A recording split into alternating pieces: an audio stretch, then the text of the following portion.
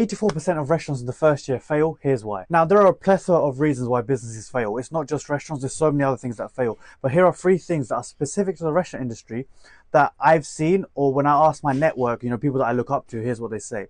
The first one is that people think that owning a restaurant is such a cool job, especially those that start out.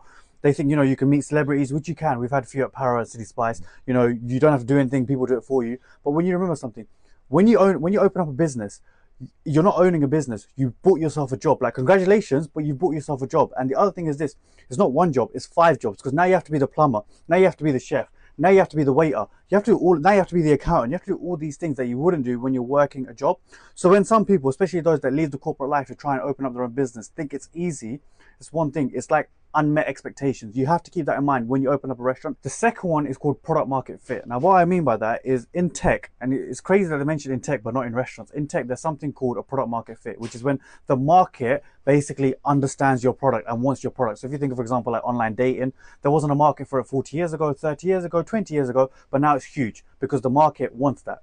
It's the same with food. If you think of it as like a scale, as like something innovative, the more innovative it is, the more likely that the market needs to get used to it. So for example, if you think of like sriracha sauce, back in the day, you didn't know it, you wouldn't have it until the market finds that, then they'll start buying it. However, obviously the more innovative you make it, the more crazy you make it, you need to give it time for people to understand that. And what people do is before they get to that stage, they'll open up a 60-seater restaurant and literally try and get people in, which is why the smarter way, especially if you have a very innovative concept, is to do things like start with a food truck, do the weekends, do the festivals, really see if there's a market for your food before you then go out into restaurants. Of course, if you do something relatively less innovative like Indian, Chinese, Pan-Asian, there'll be a market anyway, so you can be pretty confident. And the third thing is cash. And this is important because, for example, people always think, and I would love for this to be true, but people always think that you can open up where there's no people, where where the rent is really cheap because it's a warehouse, and just sell food, and you can make it because the rent is cheap. People will come because they love your food.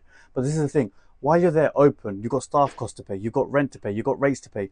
Before people come there to discover your food, and if you're lucky, you can make it and break it, you will run out of cash if you're not careful. Which is why I often always encourage people to go for high footfall areas where everything's more expensive, yes, but at least you'll have more people to discover your food.